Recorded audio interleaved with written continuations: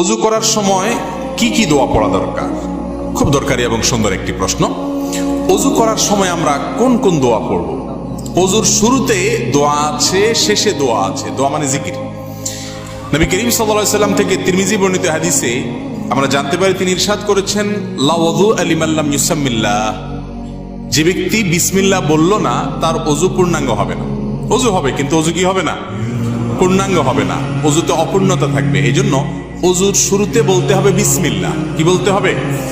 বিসমিল্লাহ বলে এরপরে ওযু শুরু করতে হবে। আমাদের অনেকেই আছি, আমরা ওই যে মোবাইলের ব্যস্ততা, নানা ব্যস্ততার কারণে আমরা এসে ট্যাপটা ছেড়ে দিয়ে হুট করে হাত ঢুকে দিয়ে আমরা ওযু শুরু করে দিই। বিসমিল্লাহ বলার আর খোঁজ খবর। অনেক ইমামদের মতে বিসমিল্লাহ না বললে ওযুই হবে না। যদিও এটা মুফতাবিহি বা ফতোয়া নাই কথার উপরে, এই কথা চাইতে ওযু হয়ে যাবে এটাই সঠিক। কিন্তু ওযু যদি বিসমিল্লাহ বলা ছাড়া করেন, মানটা একটু কম হবে, তরকারি লবণের কমের মতো। এটার কোয়ালিটি একটু কম হবে, কোন রকম হলো আর কি। তো কোন রকম হলে তো হবে না। নবী করিম সাল্লাল্লাহু আলাইহি সাল্লাম বলেছেন, ওযুর ক্ষেত্রে সব সময় আসবিগুল ওযু, তোমরা ওযুকে পূর্ণাঙ্গ রূপে করো। আই আকমিলুল ওযু। ওযু কখনো যেন তেন করতে হয় না, ভালোভাবে করতে হয়। এই যে শীতের মৌসুম আসছে, এখন দেখবেন যে ওযুতে কত তাড়াহুড়া মানুষ করতে পারে। গরমের সময় দেখবেন ওযুখানা সিরিয়াল লাগে থাকে, আর শীতের সময় ওযুখানা সব সিটগুলো খালি। কারণ আসরের ওযু দিয়া এশা পার করার বুদ্ধি। অথচ এরকম চাপাচাপি করে ওযু ধরে রাখা ঠিক না, স্বাস্থ্যের জন্য ক্ষতিকর, আমলের জন্য ক্ষতিকর। এই জন্য ওয়াইলুল লিল আকাবির নার হাদিসে আসছে, পায়ের গিরা, গোড়ালি, এই যে চিপা চাপা আঙ্গুলের শুকনা থাকে, এগুলো বিশেষ করে শীতের সময়। অন্য সময় তো বটেই, শীতের সময় বিশেষভাবে এগুলোকে যত্ন সহকারে ধুইতে হয়। যাই হোক, তো ওযুর শুরুতে বিসমিল্লাহ বলতে হবে। কি বলতে হবে? বিসমিল্লাহ। এটা হলো প্রথম ওযুর শুরুর জিকির। আর ওযুর মাঝখানে কিছু পড়তে হবে কিনা? আপনারা অনেক বই পুস্তক দেখেন, সেখানে হাত ধোয়ার একটা দোয়া আছে, কুলি করার একটা দোয়া আছে, মুখ ধোয়ার একটা দোয়া আছে, মাথা মাসা করার আরেকটা দোয়া আছে, পাও ধোয়ার একটা দোয়া আছে। আছে না নেই? এই সবগুলো দোয়া মুখস্থ আছে। এরকম কপালওয়ালা একজন মানুষ দেখি, সবগুলো দোয়া মুখস্থ আছে, এরকম কেউ নাই?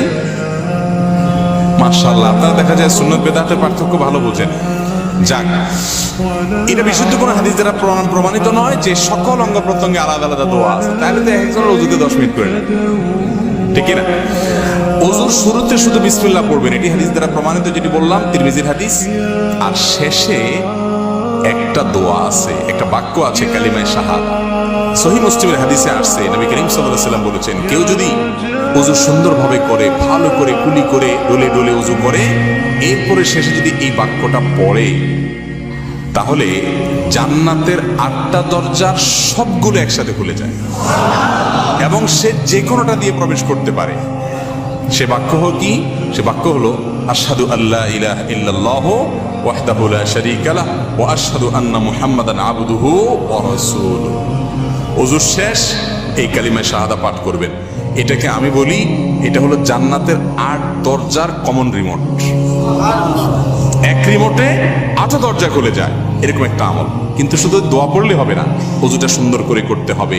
শীতের ভয় করা যাবে না, ডলে ডলে ধুইতে হবে, পানি অপচয় করা যাবে না, শুরুতে বিসমিল্লাহ বলতে হবে, মেসওয়াক করতে হবে। মেসওয়াক ছাড়া ওযু কখনো পূর্ণাঙ্গ হয় না।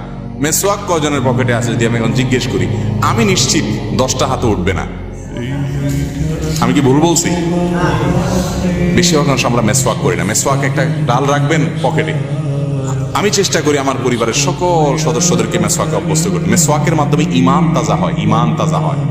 এর সাথে ব্রেইনের নার্ভের সম্পর্ক, ঈমান তাজা হয়। মেসওয়াক করবেন। তো এই জন্য পূর্ণাঙ্গ ওযু করবেন, শুরুতে বিসমিল্লাহ আর শেষে আশহাদু আল্লা ইলাহা ইল্লাল্লাহু ওয়াহদাহু লা শারীকা লাহু ওয়া আশহাদু আন্না মুহাম্মাদান আবদুহু ওয়া রাসূলুহু। এই দুটি দোয়া শুরু এবং শেষে আছে। এই শেষেরটা মুসলিমে বর্ণিত আছে। তিরমিজিতে আরেকটি দোয়া আছে, আল্লাহুম্মা জাআলনি মিনাত তাওয়াবিন ওয়া জাআলনি মিনাল মুতাতাহহিরিন। আল্লাহ আমাকে তওবাকারীদের শামিল করেন, পবিত্রতা অর্জনকারীদের শামিল করেন। কারণ আল্লাহ তাআলা কোরআনে বলছেন, ইন্নাল্লাহা ইউহিব্বুত তাওয়াবিন ওয়া ইউহিব্বুল মুতাতাহহিরিন। আল্লাহ তওবাকারী এবং পবিত্রকারীদের পছন্দ করেন। তাহলে ওযুর শুরুতে বিসমিল্লাহ, শেষে কালিমায়ে শাহাদা, এবং তারপরে যদি আরো অতিরিক্ত পড়তে চান, সুযোগ থাকে, আরেকটা হাদিস আছে, সেটাও পড়া ভালো, আল্লাহুম্মা জাআলনি মিনাত তাওয়াবিন ওয়া জাআলনি মিনাল মুতাতাহহিরিন।